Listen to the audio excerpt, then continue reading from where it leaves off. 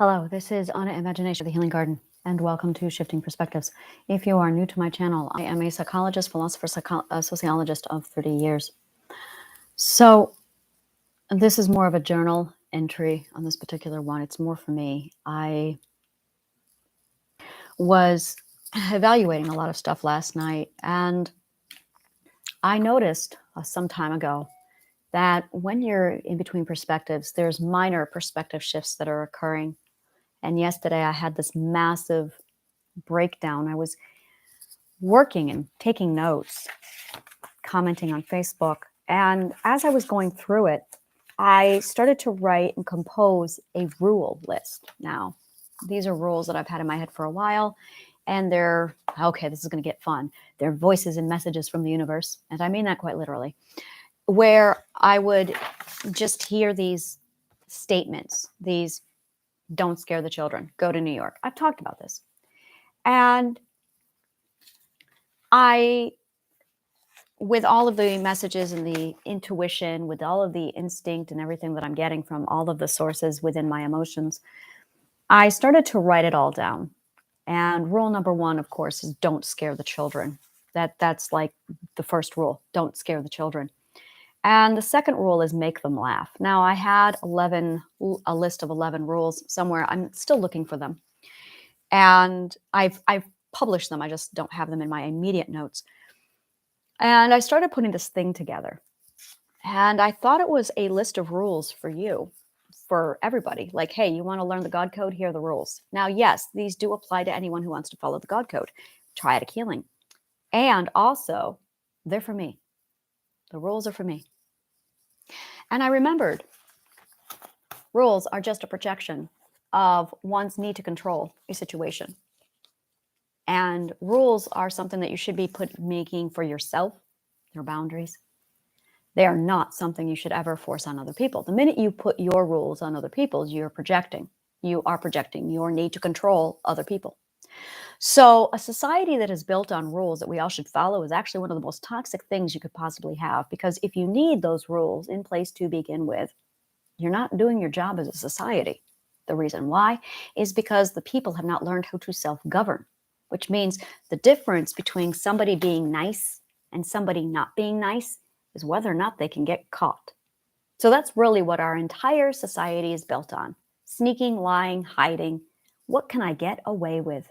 That is the mentality of our society. What can I get away with? And the reason why is because we have not taught ethics to our children, because we ourselves are not ethical. Sorry, but we're not. An ethical parent produces an ethical child, and that's not happening. Our children are immediate mirrors of ourselves. So you want to know what kind of a person you are? Look at how ethical your child is. Look at how well your child is doing. We always talk about things like, I took this job so my child can have a life better than what I had. Well, look at the life your child is having. Is it better than yours? My father said that all the time. He said things like, I want my children to have a better life than I had. And yet, 2 of his sons live with him, unemployed. And my sister is currently in an abusive partner relationship. And, well, there's my history, which you know my story.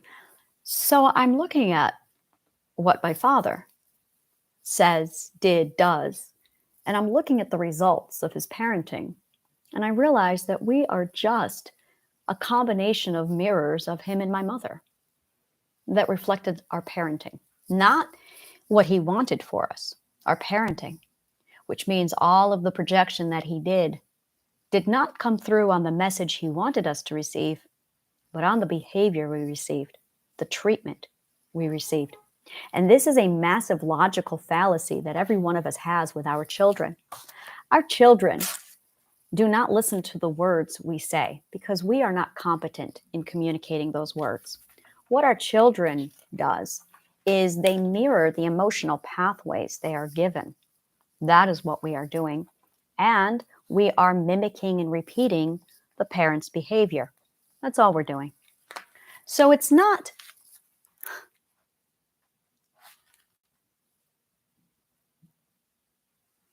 I remember last night, my daughter asked me for a hug. Consent to hug is a big thing in New York City. It is unwanted physical contact with a lot of people. When you have a lot of people living in a city like this, you become very sensitive to consent because we have to, because we're all crammed like sardine cans in a subway train. So we all become very sensitive to consent in this city. You have to. It's the only way you can function with so many people around you. When you cram everybody into a small space like New York City, 17 miles, 17 little miles. Did you know Manhattan is only 17 miles long? And we have millions of people here. So you're going to run into someone. You're going to bump somebody. You're going to step on someone's foot. It's not possible. It's not possible to avoid that. It's going to happen. So we've gotten really used to words like, I'm so sorry. I'm a moose. I'm so sorry. I totally am responsible. We're also really good at saying, hey, you violated me. Yep, I'm so sorry. That was my fault. Oh yeah, that's why we're so polite here. And yes, New Yorkers are very polite. It's the people from New Jersey who come over who aren't. That's a New York City joke. So it's one of the things that a lot of people who visit New York City are surprised about. They get here and they're like, oh my God, New Yorkers are so polite. Yeah, we are. We have to be. Especially after 9/11. Oh yeah, we got a massive chunk of, we learned a lot. We learned how valuable we are. We appreciate each other. So yeah, asking to hug somebody is a big deal here. Consent matters. So my daughter has learned it. She wanted a hug last night and I just wasn't comfortable with it. And I said to her, no. I set a boundary. She did the whole whiny thing. And I said, no, I am not comfortable. And I realized I was not using the word no to structure her behavior. I was not using the word no to manipulate her perspective. I was not using the word no to punish her or to get her to behave a certain way. That's projecting control. No.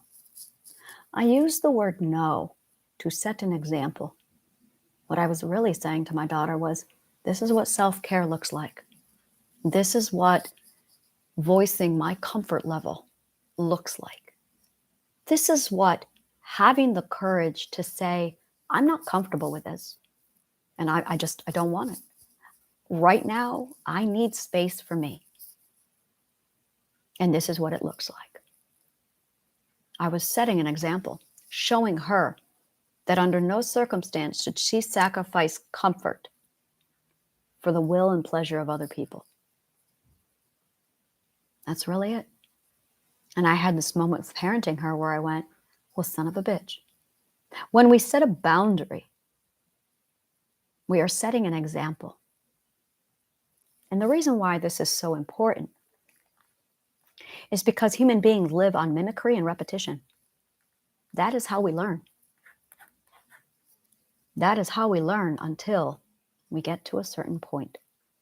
Then the game changes. So the first two stages of learning is mimic and repetition. I'll be blunt. That's where the entire world is at. Mimic and repetition, which makes the importance of setting an example really, really high. Because when you have an entire system that is functioning off of learning like mimic and repetition, suddenly leading by example is core learning material. So what kind of an example are you setting? What kind of an example are you setting? Because everyone's mimicking and repeating. When I was going through this spiritual journey of mine, what else do I call it? There was this moment where the universe said very loudly to me, set the example, lead through example. Get on the podcast, lead by example. And I would do it. Oh, I would do it. I did everything she said. Okay, not always, mostly. We have a relationship. And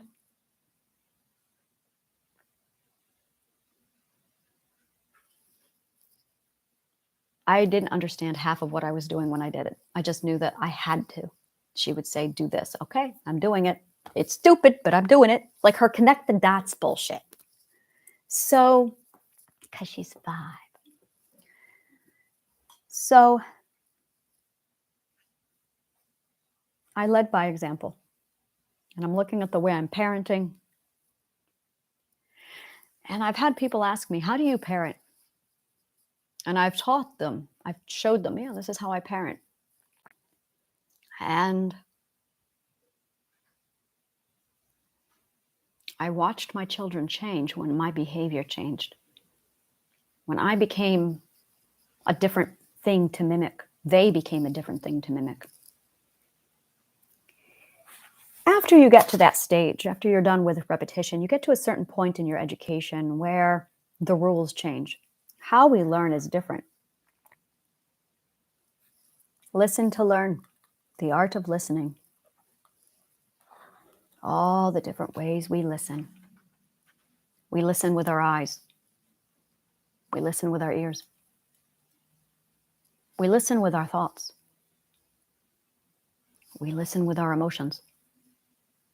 The word listen, a lot of people don't know what it means. That's because our communication is stunted. The word listen has nothing to do with ears. It has nothing to do with sound. The word listen is the problem. People don't know what it means.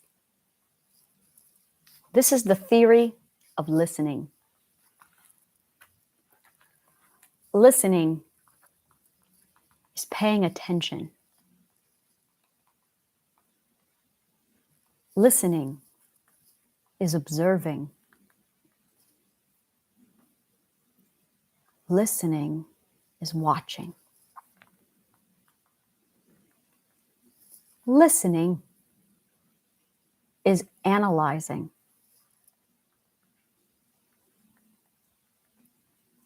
Listening is using curiosity.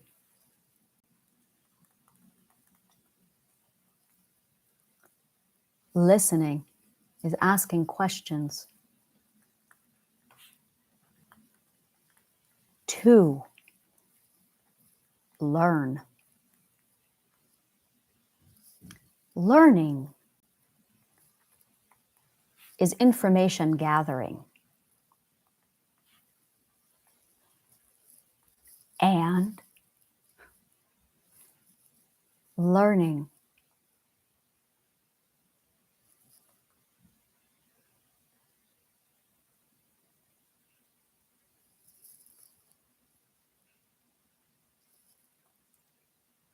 is building knowledge base.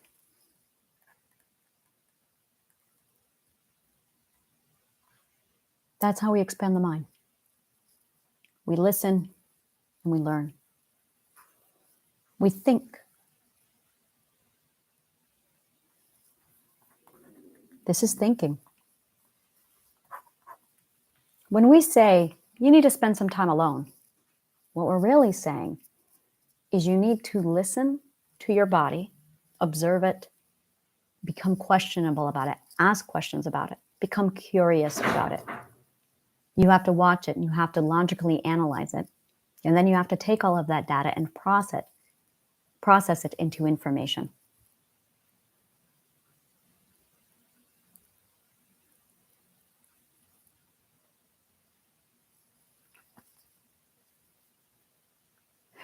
Last night I was noticing the rules I was laying down for myself. I realized that I trusted myself suddenly to manage my clients. I didn't trust it before. I didn't trust me before. I thought, oh my God, when people start contacting me, what am I going to do? How can I manage that? And I had doubt. I had self-doubt. Yesterday, I felt that go away. I felt it click. And suddenly I went, I know how, and I know I can manage all of the people who come into the garden now. I felt my chest open right up to receive them at that moment. And I went, wow, I feel it. I feel it. It's different. And I realized that I really enjoy conversing with people and that I can control my schedule. I can control my time. And because I am in control of my schedule and my time, I know I'm going to be able to manage my business just fine. It's trusting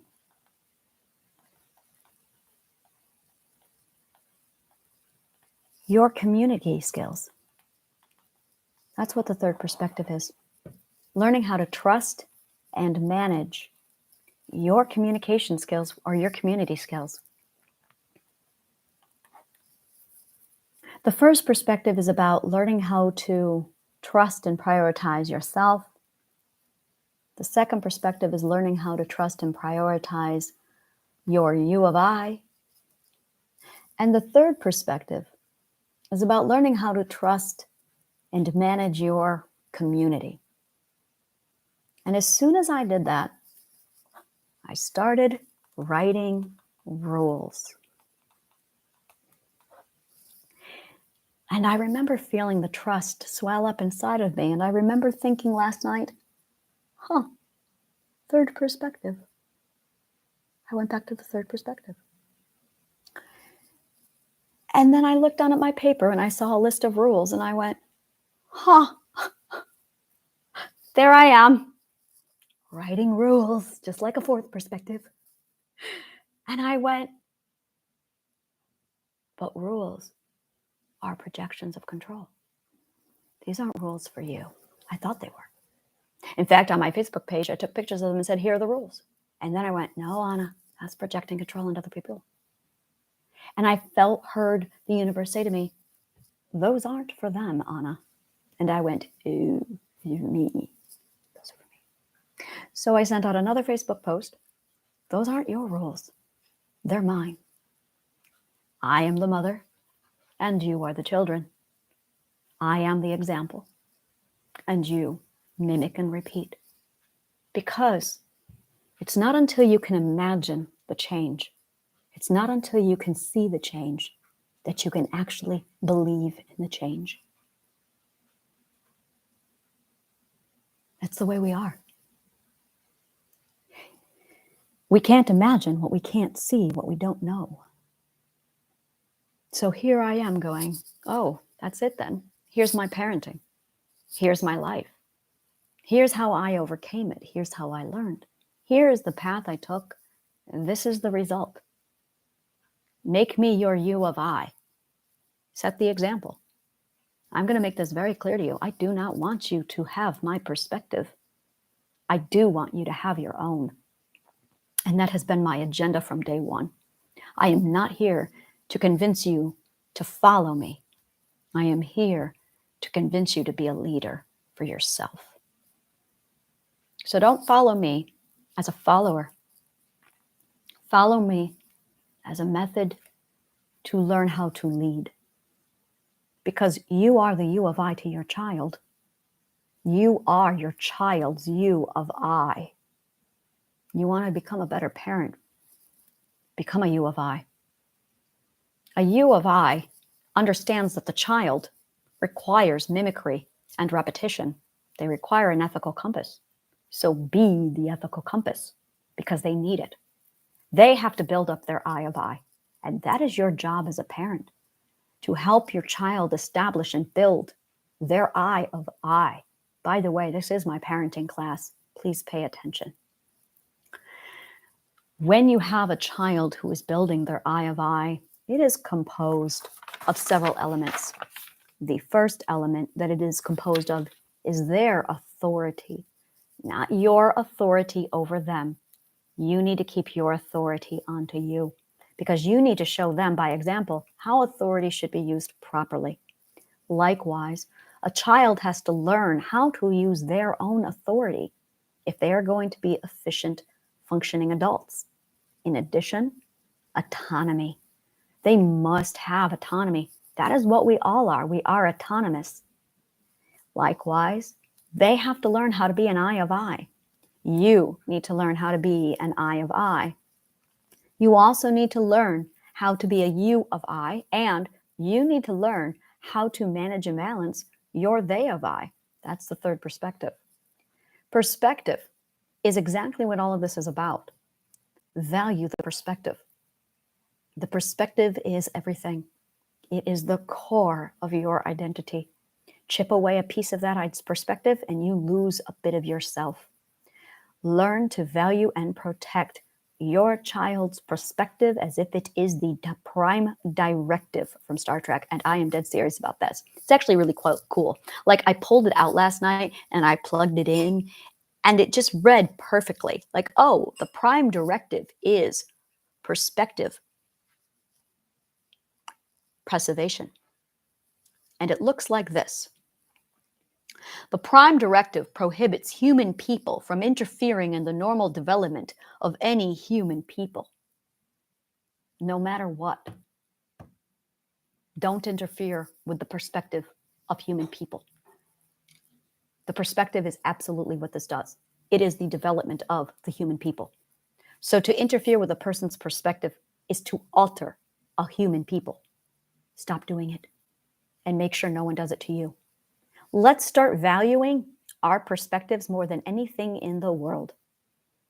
My perspective is not better than yours. Your perspective is just as important as mine because our perspectives are the core to an identity. And oh my God, when you tamper with that, things go bad. So let's increase the value of that perspective. Let's handle it as if it is the most prized possession we have. An opinion is the conclusion, the dissertation of your logical truth.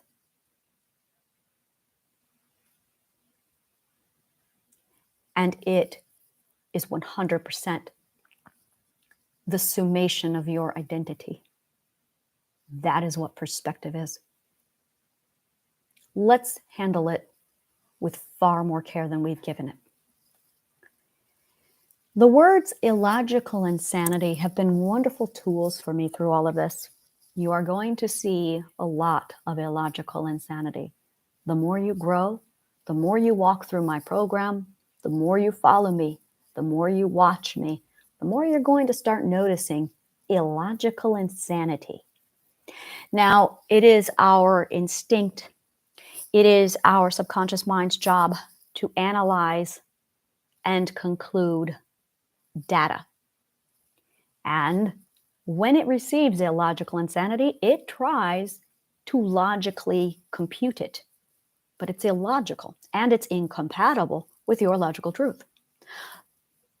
But our subconscious mind is not aware of this. It will still try and tear it down. When the subconscious mind receives illogical insanity, this is really important. This is where the game changes. If you let your subconscious mind try and process illogical insanity, you will develop an invasive perspective to cope, and that will produce a mental illness to correspond to it. Do not allow your subconscious mind to try and compute illogical insanity. So this is me giving you a little, call it a psychological antidote. Illogical insanity is when you find somebody's opinion, perspective, behavior, words, emotions, logical contradicting to yours. It does not belong in your system. And your subconscious mind is going to try and rip it apart. And you need to interfere and say, hold on a minute. That is an illogical insanity. And if you were to put it into mind to try and make sense of it, it's not going to work. It's incompatible. And you will create a logical fallacy because You are trying to compute illogical insanity. That is bad for our system. That is toxic. We need to not have that around us. So when you spot illogical insanity, I cannot emphasize red flag enough. It's not a red flag. It is a big, blaring virus. It is a psychological virus, and mental illness is the result.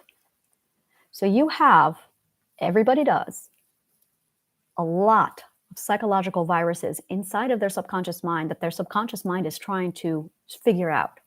And the problem is it's resulting in a lack of understanding, which is creating confusion, which is creating cognitive dissonance, which is creating pain, which is creating invasive perspectives, which is creating a negative mental environment, which is creating mental illnesses. How's that for logic? So, to cure your virus, you need to go through your brain, locate the illogical insanity, and relabel it. That is a logical insanity. If it doesn't make sense to your logical core, and if it is creating a cognitive dissonance that creates confusion and pain, you have illogical insanity inside of you. Now, this virus makes your subconscious mind incapable of functioning properly. It's going to try and follow both perspectives at the same time. This often comes across as mood swings.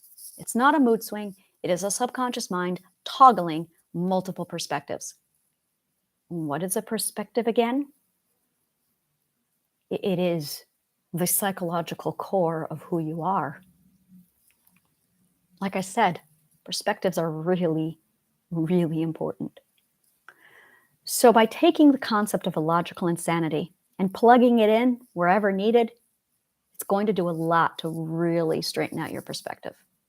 In addition to that, you're going to notice that you're not going to be purchasing tickets for stages anymore. There's going to be communications shows where toxic people with illogical insanity is going to want you to attend their show.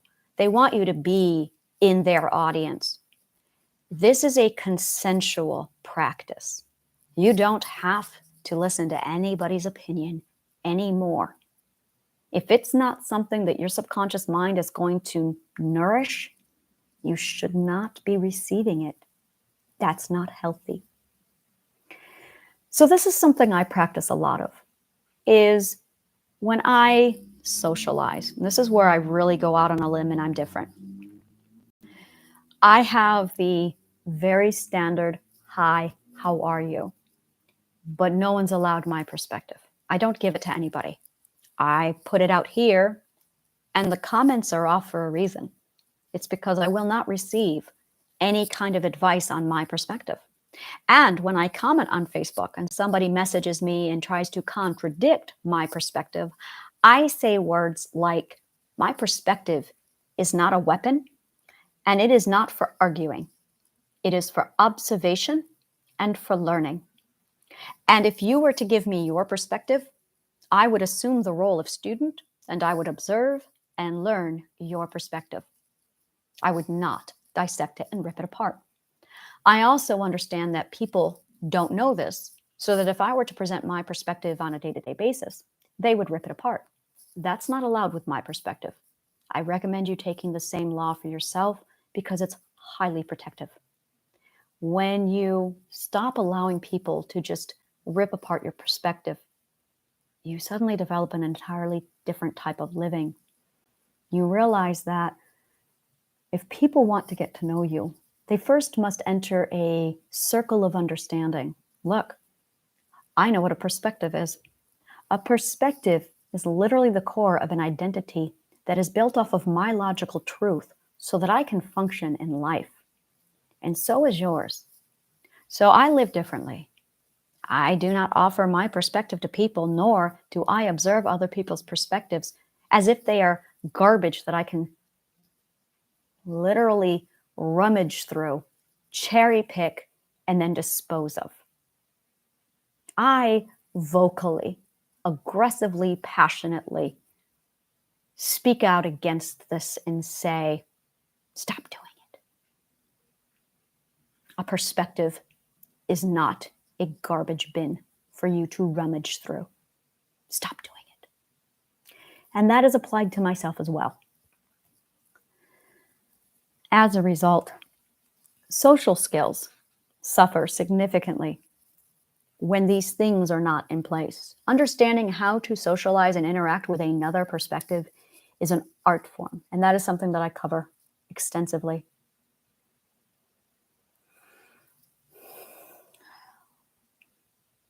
It's all about balance. It is all about balance.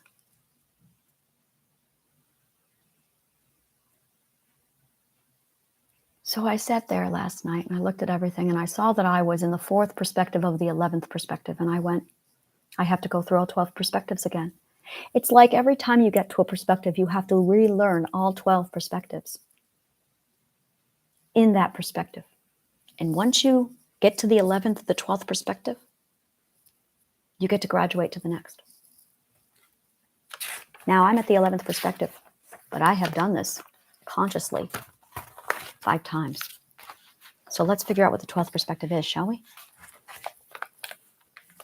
Whenever I go through a perspective shift, I am delusional. It is 3 days of confusion. I would refer to this as what a child feels when it first comes into the world. I would call this the first perspective. Now, living in this state of delusion and confusion is frustrating. It's terrifying. I remember the first time I felt it, I was terrified. The world had changed and I couldn't understand anything around me. I had an excess of fear. I was incapable of communicating. Communication is not possible during this time period because you can't articulate things that you've never seen before. The words do not exist. So you are decapitated, incapacitated. I'm still learning. I am incapacitated, and I'm not capable of communicating and articulating my point of view. Now that creates a shift, the shift of priority. That shift of priority, I value words every time. The next stage that I go to is my inventory. Every time I shift, I go back over all of my knowledge and I revisit it. I'm taking an inventory of everything in my life to see if anything has changed. Just like the stages of grief. Ironically, there are 12 of those. Before you contradict me, there are 12 stages of grief. It's 12 stages of change. Oh, I already did this work. I did this work 5 years ago. No, I did this work with Colin. 2006, 2008. I analyzed the stages of grief to create and write my book, Colin, because Colin goes through the stages of grief. So Dolor in Shadow is actually about Colin managing her grief. And I walk her through the 5 stages of grief. But then, a year ago, I thought, well, grief is just one thread. What's really going on? It's actually the stages of change is what I called it. And I noticed that there weren't 5, there were 12 stages of change. And I wrote them all out. The first one is confusion. It's when you receive data into the cognitive core. It's when you receive data into the cognitive core. Oh my God, I did this research already. These are the stages of grief. The stages of grief are a fraction of the 12 stages of perspective growth. They're lapping, and I already did this, so I'm good. All right. When we receive data inside of us, we are in a state of confusion. Oh my God, the cognitive core also has it. I had no idea the cognitive core had it. The cognitive core is actually walking us through the 12 stages. So that you're confused. The next stage is negotiation. This is actually confirmation that there's going to be a change that occurs. You can't allow something into your perspective to alter your perspective without first evaluating if it's actually fact and valid. You do not want something invalid interfering with the perspective. And if you do, you have a virus and it's a contamination. And that's where you get invasive perspectives, is from the contamination of the logical fallacy. Then you receive the anger stage. Welcome to the third perspective. The third perspective is the stage of anger. Now, you're not actually angry. What you're doing is you've taken inventory and you are counting your scarcity versus abundance. Scarcity versus abundance.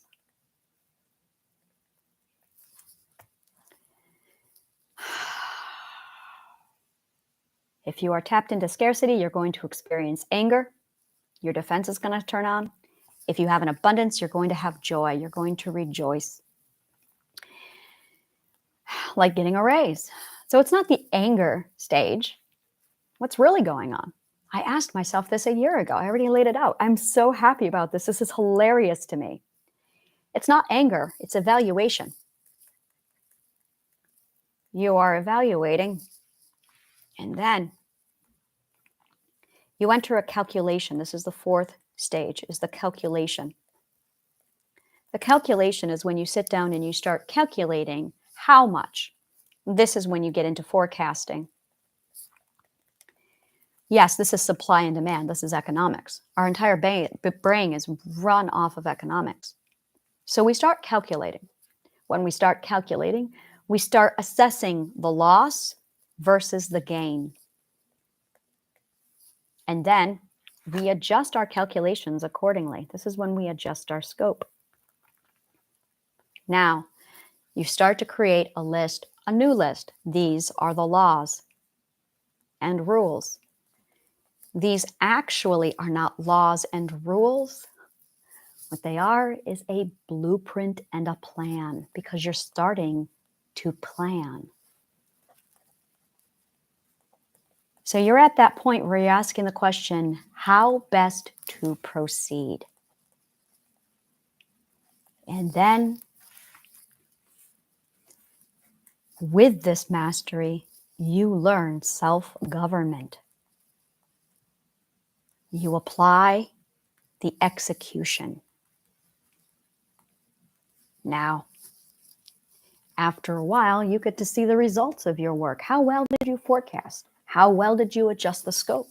How well did you take your inventory? How well did you plan out your blueprint? How well did you execute? And when it's all done and said, you have no one to blame except yourself. Welcome to accountability. Because you built up your inventory, you processed the data to determine if it was something that was valid to go into your system, you counted your scarcity versus abundance, and you weighed in and assessed. That's what stage 3 is. Stage 3 is an assessment on how well you take inventory. How well can you prepare? And then calculation comes through. You made a forecast, you determined a loss and a gain, and you created a plan, laws and rules, with which to follow, to execute, to take care of that. You have no one to blame at this point except yourself. Welcome to the 5th perspective, accountability. Now, after accountability, that's when we get into the emotion depression. Now, this is where I had a lot of red flags going off from all of the work from everybody else, because I'm looking at it going, depression isn't part of this. Depression is not part of this at all. Depression is only part of this when you have a scarcity mindset and you're not capable of accepting and adjusting the loss. Now, they say that acceptance is the last stage of the stages of grief, and that's illogical, because this whole process is the process of acceptance. It's not one single stage. It's the whole thing. This is Acceptance. When you are ready to accept anything, you have to go through the 12 stages of growth. So saying that acceptance is finally that last stage didn't make sense to me. So I went back to it. What are you really doing when you accept all of that data and input? What you're doing is normalizing or adjusting. You're shifting. That's what you're doing. You're actually shifting perspectives. So it's right around here that you start to feel the perspective shift. Sixth perspective is when you start to shift. Ironically, it's also midway point. So it's the midpoint where your perspective starts to shift closer. Now, at this point, this is what I refer to as the 6-6 or the 5-5. It's the midpoint of the perspective. So when you first come into a perspective, I was explaining that you have a period where you aren't forgetting. You're definitely, like, let's say you walk into the fifth perspective, you're actually a 4-5. You have elements of 4 and you have elements of 5 at the same time. And then as you go through the delusion, the confusion, as things start to clear and settle, and you take your inventory and you start to settle back down and adjust, now you're right in that sweet point of what I refer to as you've stabilized. I like to call that the point of stabilizing. And that's when you reach midpoint, which I refer to as 5-5. Now, the closer you get to the next perspective, the more it becomes clear, the more you can see what's coming, the more you can forecast and see ahead. And this is the part of our perspective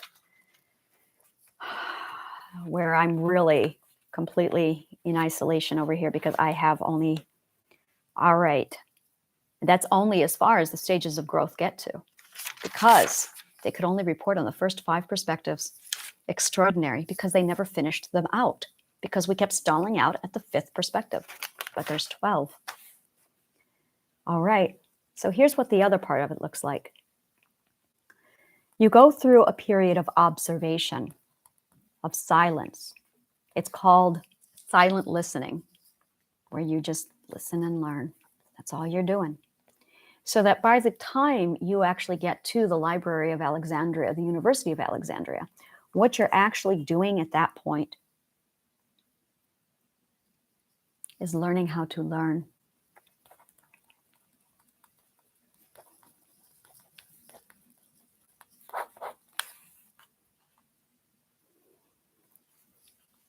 And then you shift your communication. You have to define the new vocabulary so you can articulate what you see, and then you master it. That builds pathways. Now that's the 8th perspective at work. 7th perspective is the silence. Now at the 9th perspective, I started to value silence with communication. I learned how to listen, and I learned how to talk at the same time. In the 8th perspective, there was no listening. I went the extreme, so that it was full silence, full communication. So in the 9th perspective, I learned how to integrate them both. 9th was an integration stage. So was the 3rd perspective. The 3rd perspective was about integration. And 4, 5, 6, the 6th perspective was about integration. So it's lesson A, lesson B, integrate. Lesson A, lesson B, integrate. Lesson A, lesson B, integrate. That's how we learn. So the 1st perspective, the 2nd perspective, extreme, extreme, integrate. 3rd perspective, 4th perspective, extreme. 5th perspective, extreme. 6th perspective, integrate. Learn to balance them both. And then the 7th perspective, extreme listening. The 8th perspective, extreme talking. 9th perspective, integrate. Do them both. Do them together. Now that is communication. It's just the art of communication. So now you're able to communicate in whichever perspective you are at. But that's only the ninth perspective. 10th perspective, you start to see emotions. You start to see energy.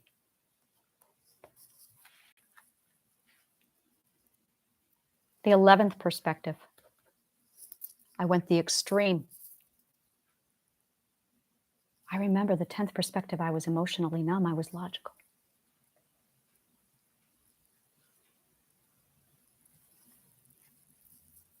Emotions, logic,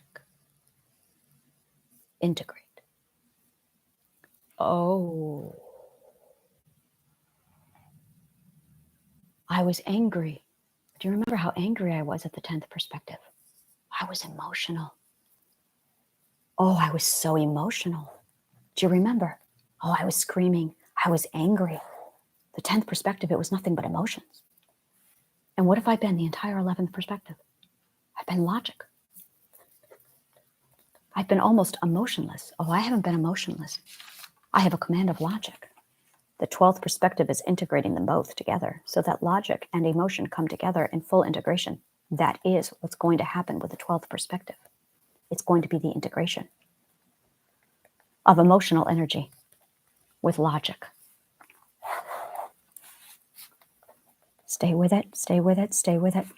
Now, when you balance logic and emotion,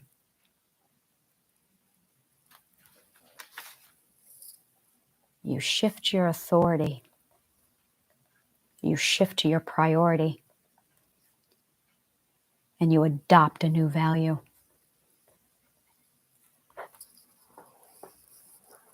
You have autonomy. And you learn a new ethic. You learn the importance of logic and emotion. Now, once you get to that point of learning the value of balance with both, it's a new lesson. I'm going to feel delusion. I'm going to feel confused. I'm going to prioritize words again because I'm going to enter into a state where I can't talk for 3 or 4 days. And then I'm going to take inventory of all of my opinions and perspectives to determine where I've changed, where I've grown, what's the difference between that perspective and this perspective. And then I'm going to assess, based on whether or not I have scarcity or abundance, my ability to assess my own skill sets of integrating the self with the you of I. And this happens over and over again, where it is a constant evaluation of you and I of I, you of I, and the third perspective is they of I. It's how they integrate. But this is just on the self. That's all we're doing here. This is the self-evaluation. When you get onto the fourth perspective, you're on the you of I. You're on your point of relativity. You are looking at how you handle the I of I from the point of view, the you of I from the point of view, and the they of I from the point of view, point of you. And that's all about the you of I. So the fourth perspective is an evaluation of the philosopher's compass, where you examine and you look at the entire world through the perspective of who I am from the point of view of the you, and then who you are from the point of view, and then the they of I of the point of you, and then how I handle community. The 7th, 8th, and 9th, stay with it, Anna, stay with it, Anna, is the they. Is the they looking at the I of I. That is what they of I is actually where I'm at, is the 7th, 8th, and 9. Stay with it, stay with it. I can do this. I know I can do this, which now I'm looking at the whole. I'm going too fast again. I need to slow down. So the they of I. I'm looking at the I of I now. If you look at the compass, I'm over here now. The 7th perspective is examining the I of I from this point of view. And then it's the you of I from this point of view. That's the 8th perspective. And then it's the 9th, the integration of you and I into the they, which is looking at the they from the point of view of the they of I. And then you can see everything as a whole. This is why there are 12, because you are now looking at the whole, all of it, from the point of view of the eye of I. That's the 10th perspective, eye of a whole. And then the 11th is the you of I, my love. That makes so much more sense. It is how the you of I looks in the whole. The last 3 days, my partner and I have resolved all of our conflict. And it's because I was able to assess everything from the point of view of the you of I as a whole. And then I'm going to be examining, for the 12th perspective, what the whole looks like from the they of I. This is the study of perspective. And then I will be 12 of 12. And then I will go to the next level. And I don't know what that looks like. I will literally graduate to the next dimension. I have no idea what that looks like. I'm not scared of it anymore because I know and I have understanding. Isn't that interesting? So that's what waits for me in the 12th perspective. That is what waits for me in the 12th perspective. So if you are a 6th perspective, you have to go through all of the stages, the 12 stages, assessing who you are in the eye of I. But you have to get the work done. The work has to be done for you to proceed. And if you haven't even defined your eye of I, now you see why you have mental illness? That's it right there. This is why we have mental illness, is because we're doing all of this perspective psychology. We're going through these 12 stages and these 12 stages within the 12 stages without a defined I. That's not going to go well. I feel cold and I'm shivering. And I'm coming to the end of the 11th perspective already. And I don't want to, because I don't want to leave this place. Sometimes I think that I only have 20 days left. Sometimes I think I only have 30 days left. And I know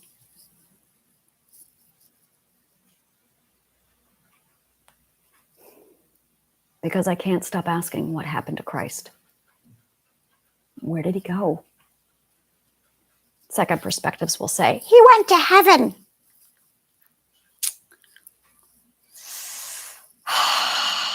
No.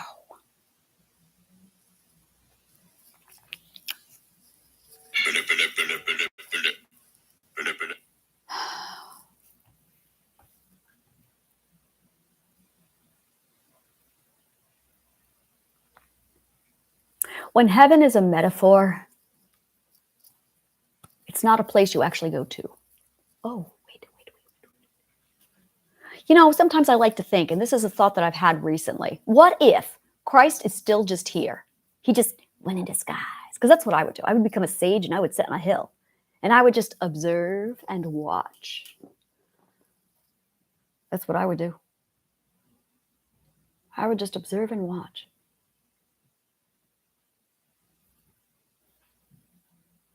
I always wondered, at what point, why did Christ say at that particular moment, I'm all done here, it's time for me to leave? Why?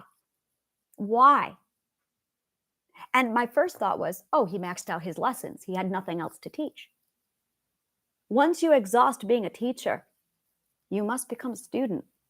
That if there's nothing left for you to learn here, maybe I will never finish learning here.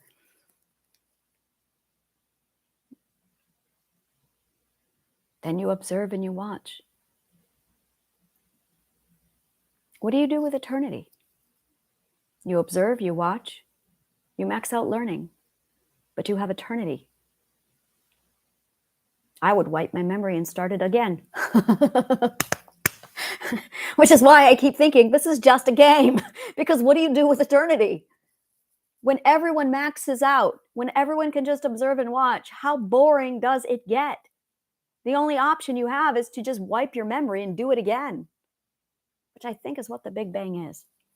I think that we are just projecting away from this black hole so that by the time we get to the other side of the black hole, where we're getting back sucked into it, we're just wiping our memories to just watch it all over again and redo it. Because what do you do with eternity? And you get to live for quite a while knowing, understanding, and having no fear. And you make this gorgeous, perfect Garden of Eden. Yeah, this is awesome. What do you do with eternity? And this is where I keep thinking more and more. We're just story gods. Because what do you do with eternity? What do you do when you're the only one? You wish your dolls to come alive. And the dimension numbers, the perspectives are just an address. Combination theory is just your address in the dimensions. So you know where you are in perspective to the relative one. Oh, I like that, relative one. I'm going to so copyright trademark that. The relative one. And that's it. The relative one. The relative one. I am shaking because I am so cold. And this is where I'm going. If you are a biologist and a neuroscientist, why am I so cold? What hormones are going on inside of my brain that's causing my body temperature to tank right now? Because I am cold. And it happens every time I do this. Relative one. I'm so tired. So I just had another perspective shift. The accountability is my problem. I hold myself accountable. I balance things like consent. Do I have the consent? You know, it's so funny to me. People will say, do I have permission to touch your energy? And that's so weird to me. I'm going, it's my energy. It belongs to everybody. What do you mean consent to touch my energy? It's not an ownership and it's not a possession. It's our energy. So asking to touch my energy is literally asking me to touch our energy. It's not something that is mine. It's borrowed. We're borrowing energy. It belongs to us all. That's like asking, can I have permission to touch your grass? Excuse you? It's energy. Please stop asking consent for touching my energy. Don't do it. Because you are reinforcing ownership of energy. Honey, you can't do that. Energy doesn't belong to you. Energy belongs to us all. No, I do not believe in the consent of touching one's energy because I don't believe a person has energy. It's the same mindset with monogamy. Do I have permission to touch your wife? Your wife? Your wife? I am not your possession. You should be asking the wife if you have permission to touch my body, because my body is my possession, because I command authority over it. You don't command authority over energy. You don't. That's the difference. That is it right there. When you ask permission, you are literally reassigning authority. When I was dating my partner, I had somebody who said, oh, well, I need to consult with your partner and get his permission. And he said, not that, you're of your own mind. I said, actually, yes, I am of my own mind, which means I am the person you need to be asking, which means by you asking my partner if you have permission to touch me, what are you doing? By the way, we're poly and my partner and I have open relationships like this, so it's fine. But he still needed to consult. I cut him off right there and said, no, you're not doing anything sexual. I don't agree with your ethics. He's like, well, it's not because I know that you're your own woman. No, you don't, because you're actually creating behavior that's contradicting that very thought, because you are taking away my authority over my body. He does not own my body, which is why we're poly. It's because he doesn't own it. It belongs to me. His body belongs to him. Authority equals ownership. You do not have authority over the energy, which is why you need to ask the universe for what it is you desire, which is why Moses got in trouble when he struck the rock instead of asking it, because you don't own the energy. Mind your authority. Keep it off of me. Keep it off of the energy. Boy, you are really adamant about this. She's like, yes, speak for me. And I'm like, okay. Yeah, she does not respect the energy.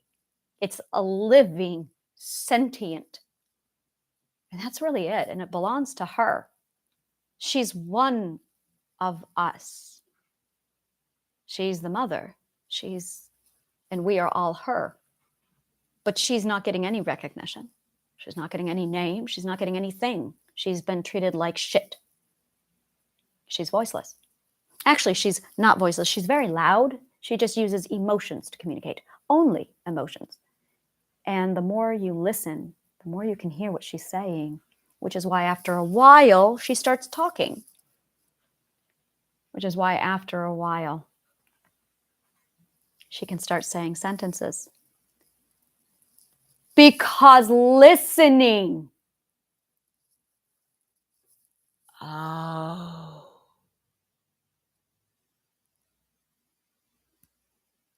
Oh, did we done fuck this up?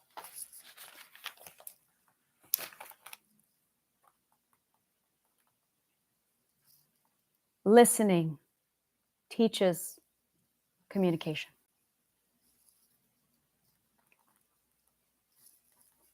Listening teaches talking.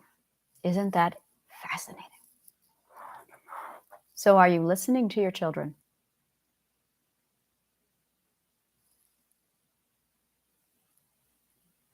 Wow. If you want to teach someone how to talk, learn to listen. Isn't that fascinating?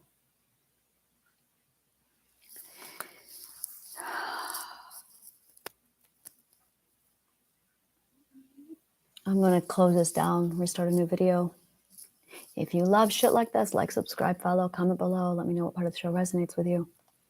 And if you want to join my community and learn anything more about me, click on the link below. Change now. Thank you, and may the kindest of words always find you.